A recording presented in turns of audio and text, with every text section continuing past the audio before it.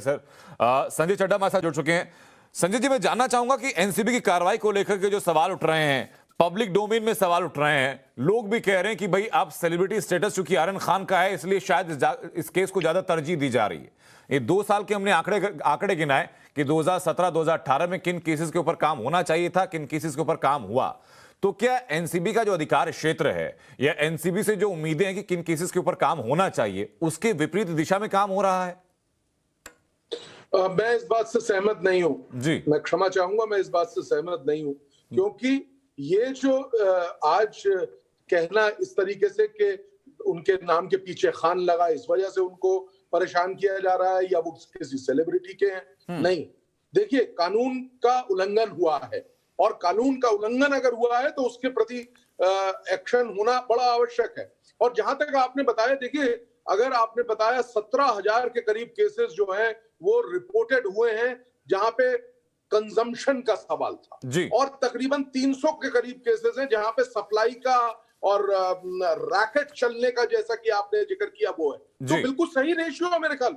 हर आदमी सप्लाई में और उस रैकेट में शामिल नहीं होता है। 300 केसेस का पकड़े जाना, मैं समझता हूं ये अपने आप में एक उपलब्धि है एनसीबी की, और मैं इस बात से कतई सरोकार नहीं रखता। और बिल्कुल आपको मैं स्पष्ट शब्दों में बताना चाहता हूं कि ये गलत है कि किसी के साथ किसी भी प्रकार से गलत काम किया जा रहा, पहली चीज। और एनसीबी सही डायरेक्शन में काम कर रही है कि नहीं, ये मैं ये जानना चाहूंगा सर, जैसा कि अशोक जैन है, एक्स डिप्टी डायरेक्टर हैं एनसीबी के, उनका कहना यह था कि जो लोग कंज्यूम करते हैं, या रिया चक्रवर्ती का उन्होंने उदाहरण दिया था जिनके ऊपर आरोप यही था कि ड्रग्स कंजप्शन का या सुशांत सिंह राजपूत को देने का, उनके ऊपर यही आरोप था।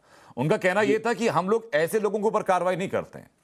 एनसीबी का जो काम है कार्रवाई करने का, एनसीबी का काम है गिरोह को पकड़ने का, रैकेट को पकड़ने का। बिल्कुल ठीक बात है जी। मैं आपके साथ 100% इस बात पे एग्री हूं कि एनसीबी का जो बड़ा काम है वो ये है कि हम किस तरीके से इस रैकेट को जो स्प्रेड करता है इसको पकड़े। तो बात बिल्कुल ठीक है। यहाँ पे जो देखिए, क्यों सैटरडे को, जब फ्राइडे को रादर जो बेल है वो इनकी रिजेक्ट हुई, क्योंकि इनके ऊपर चार्जेस जो हैं कंजम्पशन के अलावा सर्कुलेशन के भी हैं, आप देखिए। और वो उस चीज को इनके जो वकील हैं उन्होंने स्वीकार नहीं किया, फिर भी वो एमएम के ऑफिस में उन्होंने एप्लीकेशन फाइल किया। यहाँ पे एनसीबी सिर्फ इसके एक बड़े चीज को देख रही है। अगर ये सिर्फ व्यक्ति सिर्फ और सिर्फ किसी भी तरीके से इन्वॉल्व होता है कंजम्पशन में और 10-12 ग्राम का कंजम्पशन वाला हिसाब है, तो इनको, मेरे को लगता है कि तुरंत बेल हो जाएगी, कोई ऐसा दिक्कत नहीं है। लेकिन अगर इनके किनपिन किसी से जुड़े हुए हैं, कहीं पे इन्होंने कोई सर्कुलेशन में किसी उसमें इन्वॉल्व है, तो इनके लिए कष्ट की बात है, तो इनके लिए पीड़ा की बात है। ठीक है। सुरेंद्र चौहान हमारे साथ लगातार बने हुए हैं। चौहान साहब, आपका स्टैंड क्या है इस बात को लेकर कि एनसीबी की जो कार्रवाई है वो सीधा सही दिशा में जा रही है, या फिर क्योंकि हेडलाइंस मिल सकती हैं इस चीज से, क्योंकि आर्यन खान एक सेलिब्रिटी से जुड़ा हुआ है, इसलिए भी इस केस में इतनी दिलचस्पी दिखाई जा रही है? देखो, एनसीबी की कार्य प्रणाली पर तो मैं कोई सवाल नहीं खड़ा करता। स्पेशलाइज्ड एजेंसी है, वो अपना काम कर रही है। पर मैं एक सवाल पूछना चाहूंगा और एक रेज का कंसर्न है कि एक अगर बच्चा है और वो लड़का किसी सेलिब्रिटी का या किसी का है, कानून सबके लिए बराबर है। बिल्कुल। और ऐसे में जब कानून सबके लिए बराबर है तो आप उसको ज्यादा हवा और तूल देने की जरूरत नहीं है, और कानून अपना काम करेगा। अगर उसकी कंजम्पशन लिमिट है, कंजम्पशन अगर उसकी लिमिटेड है, तो आराम से उसकी बेल हो जाएगी। अगर उसके तार कहीं जुड़े हुए हैं, जैसा मेरे फाजिल दोस्त ने बताया अभी जी, कि अगर ड्रग्स की वो क्या कहते हैं स्मगलिंग कर रहे हैं, ड्रग्स को इनटेक कर रहे हैं, ड्रग्स के कारोबार में इन्वॉल्व हैं, तो फिर तो सीरियस ऑफेंस है। इसमें सर आज जो प्रोसीडिंग पूरी हुई है उस प्रोसीडिंग के दौरान ये मेंशन किया गया कि आमतौर पर ऐसे किसी भी केस में एनसीबी को जवाब दाखिल करने के लिए 1 हफ्ते से ज्यादा का वक्त नहीं लगता है, और उतना वक्त एनसीबी को दिया जा चुका है। इसमें साथ ही साथ ये भी मेंशन किया मिस्टर देसाई ने, जो कि एडवोकेट है आर्यन खान के, उनकी तरफ से कहा गया कि bail does not stop investigation. ऐसे मामले में जहां पर 1 हफ्ते पूछताछ की जा चुकी है, उनके पास से कुछ बरामद नहीं हुआ। मैटर ऑफ राइट है जी, बेल एक मैटर ऑफ राइट है, और ऑनरेबल सुप्रीम कोर्ट ने टाइम एंड अगेन कहा है कि bail as a matter of right है। उसका प्रीवियस बैकग्राउंड क्या है, जो भी लड़का है जो आर्यन है, इसका प्रीवियस बैकग्राउंड क्या है, कोई किसी केस में संलिप्त था, पहले ड्रग्स पीता पाया गया, पहले नहीं पाया गया। If it is a first offence, एक रिफॉर्मेशन होता है, आजकल रिफॉर्मेशन करने की जरूरत होती है। अगर आप यंगर जनरेशन को रिफॉर्मेशन सेंटर में भेजेंगी तो वो ज्यादा उचित रहेगा ना कि उसको जेल में भेज के क्या करेंगे, जेल में भेज के 10 दिन बाद, 20 दिन बाद, 2 महीने बाद बेल देंगे, व्हाट इज दिस। आप उसकी पूरी तहकीकात करें, तहकीकात करके कन्विक्शन कराए ना उसको। जी आजकल एजेंसी का काम क्या क्या रह गया है, मसाला बनाना रह गया है कि उनको किसी को अरेस्ट करो, जेल में ठोक दो, उसके बाद जमानत हो जाए, ठंडे बस्ते में लगा दो। नहीं, आप टेक्निकल इन्वेस्टिगेशन कीजिए, साइंटिफिक इन्वेस्टिगेशन कीजिए और साइंटिफिक इन्वेस्टिगेशन करके आदमी को कन्विक्शन कराए ना। आप इनकी मुझे छोटी सी बात बताइए सर, उसके बाद मैं चलूंगा संजय चड्ढा जी के पास। चौहान साहब, मुझे ये बताइए कि क्या 1 हफ्ते का वक्त इस मामले में ऐसे व्यक्ति से पूछताछ करने के लिए काफी था जिसके पास से कोई भी ड्रग्स बरामद नहीं हुई है, जो पूरी तरीके से आपका सहयोग भी कर रहा है? 24 आवर इज सफिशिएंट। 7 दिन तो बहुत ज्यादा होते हैं। ठीक है संजय चड्ढा साहब, अब बताइए सर, इसी चीज को लेकर भी एनसीबी के ऊपर सवाल है कि क्यों वक्त लगातार खींचा जा रहा है, जबकि सतीश मानसिद्धे कहते हैं कि अपनी जो बेल एप्लीकेशन है इसकी फिजिकल इलेक्ट्रॉनिक कॉपी पिछले शुक्रवार को ही उनके साथ साझा कर दी गई थी, 2 दिन पहले साझा कर दी गई थी। देखिए, जहां तक ये मेरे फाजिल दोस्त ने भी बताया कि ये जो चीज की आवश्यकता है समय की, ये गलत है, नो डाउट अबाउट इट। मैं उस बात पे गया ही नहीं। मैंने आपसे कहा कि 300 केसेस अगर इन्होंने सप्लाई के और रैकेट के पकड़े हैं तो ये एक बहुत, मेरे को लगता है कि बहुत अच्छी बात है। और यहाँ पे सिर्फ और सिर्फ ये चीज का अवलोकन करना जरूरी है कि कहीं ये लड़का जो है सप्लाई चेन का तो पार्ट नहीं है, कहीं ये अन्य लोगों को तो सप्लाई नहीं करता है और उस चेन का पार्ट तो नहीं है। बस ये चेक करना है, और अगर वो है तब ये कठिनाई का प्रश्न है आर्यन खान के लिए। बिल्कुल, लेकिन मेरा सवाल सर, मेरा जो सवाल है और जो पब्लिक डोमेन में जो लोगों की चिंता है, वो चिंता पर्सनल लिबर्टी को लेकर भी है कि अगर ऐसे मामले में आपको इन्वेस्टिगेशन करनी है तो जैसा कि चौहान साहब ने कहा कि 24 घंटे बहुत होते हैं, आप पहले ही 1 हफ्ता ले चुके हैं, उसके बावजूद भी जवाब दाखिल नहीं कर रहे हैं, तो क्या कार्यप्रणाली के ऊपर ये शंका जाहिर नहीं होती है? देखिए, जवाब जहां तक दाखिल करने का है, आज पहली डेट है उसकी, जो एएसजे की कोर्ट पे लगा है, एडिशनल सेशंस जज की कोर्ट में जब लगा है, वहां पे पहली बार एनसीबी अपीयर हुई है। परसों एप्लीकेशन दायर हुई है सैटरडे को, आज फर्स्ट हियरिंग है, तो 1 दिन का समय लिया जा सकता है बड़े कंफर्टेबली। लेकिन ये केस में इससे ज्यादा समय बिल्कुल नहीं मिलना चाहिए, ये बात क्लियर है। जैसा और सुप्रीम कोर्ट ने कहा है, सिविल लिबर्टी सबसे ऊपर है, सबसे ऊपर जो सर्वोपरि है वो सिविल लिबर्टी है एक व्यक्ति की। किसी को आप बगैर किसी कारण, एक चीज बताइए सर चड्ढा साहब, आपने कहा कि 1 दिन का वक्त लिया जा सकता है बड़े कंफर्टेबली। मैं खाली वो चीज स्टेट करूंगा जो सतीश मानसिद्धे ने कही कि हम लोगों ने शुक्रवार को बेल एप्लीकेशन की इलेक्ट्रॉनिक और फिजिकल कॉपी एनसीबी के साथ साझा कर दी थी। अगर शुक्रवार की बात मानते हैं तो बीच में 2 दिन मिलते हैं। एनसीबी इतनी इनकॉम्पिटेंट तो किसी भी हाल में नहीं हो सकती कि 2 दिन में अगर वो चाहें तो रिप्लाई तैयार ना कर सकें। मैं आपको साथ में ये भी बताना चाहूंगा कि इस व्यक्ति को स्पेशल ट्रीटमेंट क्यों दिया जाए। सैटरडे संडे की छुट्टी होती है, आपको ये भी जानकारी होनी चाहिए, जबकि ये सैटरडे वर्किंग था, नो डाउट अबाउट इट, क्योंकि इसको पहले से वर्किंग कर दिया था। तो लेकिन कोई स्पेशल ट्रीटमेंट क्यों दिया जाएगा किसी व्यक्ति को? वो भी एक भारत का नागरिक है। ये तो सबसे बड़ी विशेषता इस देश के न्यायतंत्र की। लेकिन मेरा सवाल, आपकी बात बिल्कुल सही है सर, लेकिन सुरेंद्र चौहान जी, फिर मैं उस बात को लेकर के आऊंगा कि यहां पर पहली प्राथमिकता क्या है, पर्सनल लिबर्टी या फिर अपनी इतवार की छुट्टी में काम ना करना?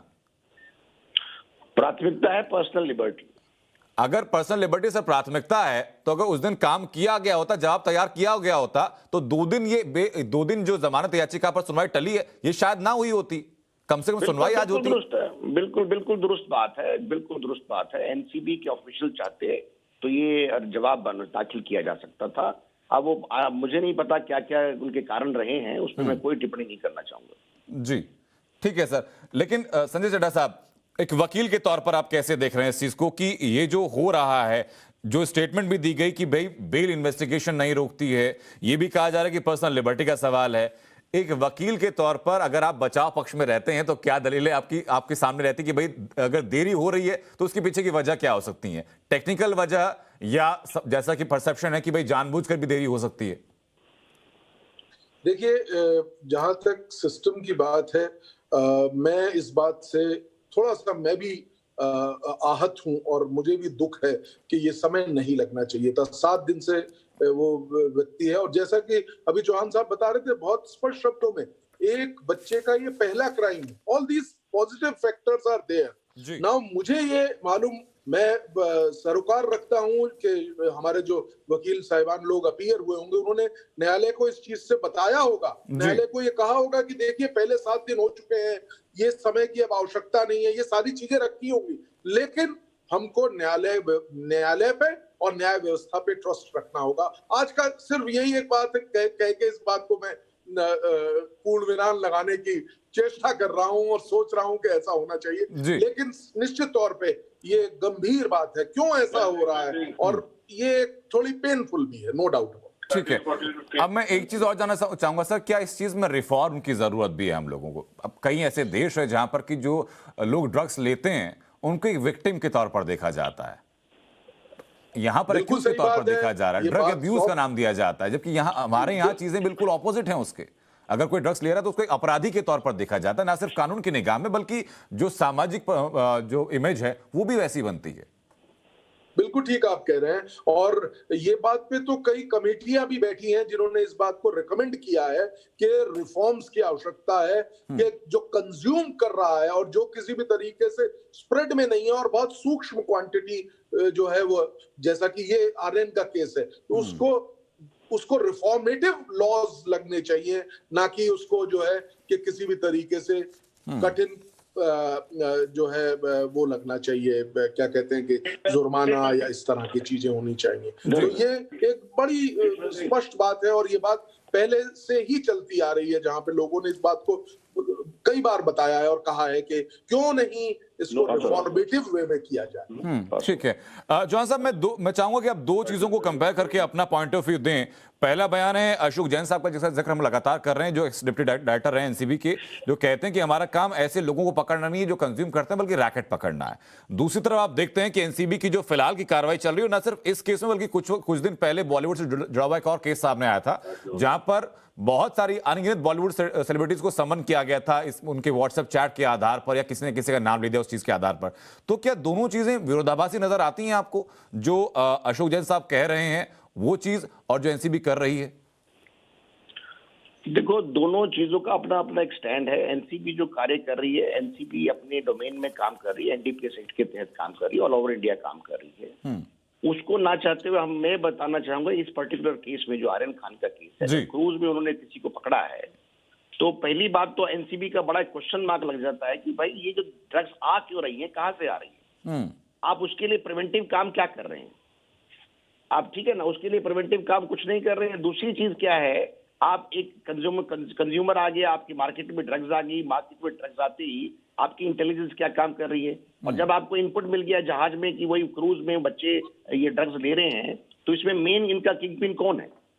और ऐसी सूरत में अगर कोई कंज्यूमर है, कंज्यूमर का रोल अलग है, ड्रग सप्लायर का अलग है, स्टॉकिस्ट का अलग रोल है, हर चीज के अलग अलग रोल है। तो ऐसी सूरत में एनसीबी अपनी इन्वेस्टिगेशन में क्या लेके आती है वो आपके सामने दूध का दूध पानी का हो जाएगा।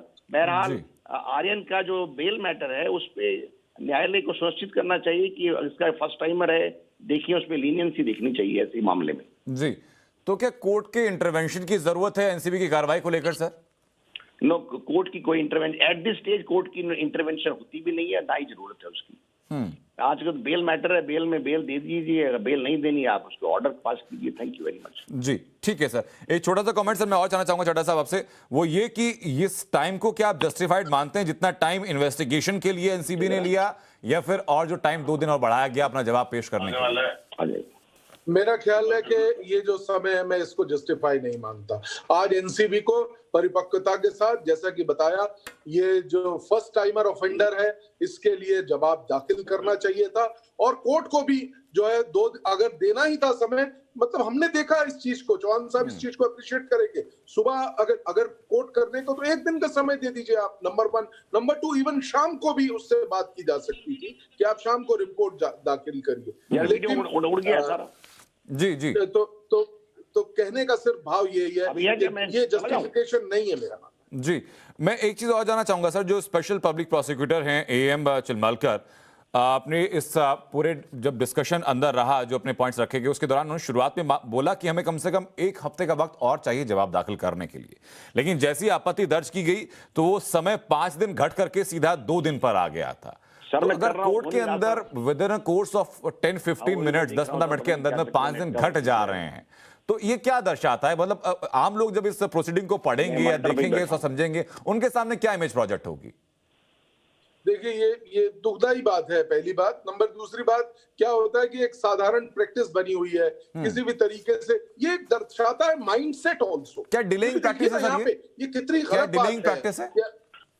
है क्या डिलेइंग प्रैक्टिस है, चीजों को डिले करने की? बिल्कुल कह सकते हैं, डिले करके एक चीज को न्यूज में रखना, एक चीज में जो है अननेसेसरी। आप देखिए कितना बड़ा जो तंत्र है वो लगा हुआ है ना? तंत्र की भी तो खर्चा होता है। ये एक अगर प्राथमिकी डिस्ट्रिक्ट अगर हम देखें, प्राइमा फेसी जिसे हम लोग कहते हैं, तो ऐसा प्रतीत होता है कि पहला केस है, सप्लाई से रिलेटेड केस नहीं है। तो ऐसी स्थिति में न्यायालय को क्विक एक्शन लेना चाहिए मेरा। और जहां तक रिफॉर्मेटिव बात है, न्यायालय के पास इतना अधिकार। छोटा सा रिएक्शन सर और 10 सेकंड में चाहूंगा। बता दें कि अगर आमतौर पर ये व्यक्ति आर्यन खान ना होता, कोई नॉर्मल किसी मोहल्ले से कोई लड़का पकड़ा गया होता थोड़ी बहुत, जिसके ऊपर खाली शक होता कि इसके पास शायद ड्रग्स हो सकती है, तो उसके मामले में पूरी चार्जशीट तैयार करके अपना जवाब फाइल करके कोर्ट तक पहुंचने में सामान्यतः कितना वक्त लगता है? देखिए, चार्जशीट का जहां तक प्रश्न है वो बहुत डिफरेंट बात आपने कर दी। चार्जशीट को तो आने में अभी सालों लग जाएंगे। रिया का मसला आपने देखा, कितने दिन तक हर दिन टेलीविजन के चैनल के ऊपर हम लोग रिया का देख रहे थे। चार्जशीट को आते हुए न जाने कितना समय लगेगा। उसमें भी एक बार मैं आपसे रिक्वेस्ट करूंगा, जैसे आपने सप्लाई का और रैकेट का और कितने केसेस हुए उसका आंकड़ा निकाला, कृपया करके निकालिए एक आंकड़ा, कितने केसेस दर्ज हुए और कितनी चार्जशीट एनसीबी ने फाइल करी। तो ये भी एक बहुत बड़ा कटु सवाल है जो मुझे लगता है कि जिसका जवाब हमें तलाशना होगा। बिल्कुल, बहुत बहुत शुक्रिया सर, सुरेंद्र चौहान और संजय चड्ढा, आप दोनों काम तक जोड़ने के लिए, चर्चा का हिस्सा बनने के लिए। तो एनसीबी के पक्ष में आपने बातें सुनी है, एनसीबी के ऊपर सवाल क्यों उठ रहे हैं ये आपने सुना, लेकिन एक बात साफ रही जो कि हमारे दोनों मेहमान भी लगातार मान रहे थे कि जो वक्त लिया गया एनसीबी की तरफ से ये जस्टिफाइड नहीं है। 1 हफ्ते का वक्त पहले लिया जा चुका है, वो वक्त पहले ही ज्यादा था, और अब जवाब दाखिल ना करके, वो भी उस एप्लीकेशन में जिस एप्लीकेशन की सूचना 2 दिन पहले बचाव पक्ष के वकील के द्वारा एनसीबी को दे दी गई थी, जवाब दाखिल ना करना डिलेइंग प्रैक्टिसेस के अंतर्गत ये आ सकता है। रुक रहे छोटे से ब्रेक के लिए, वापस लौट रहे हैं।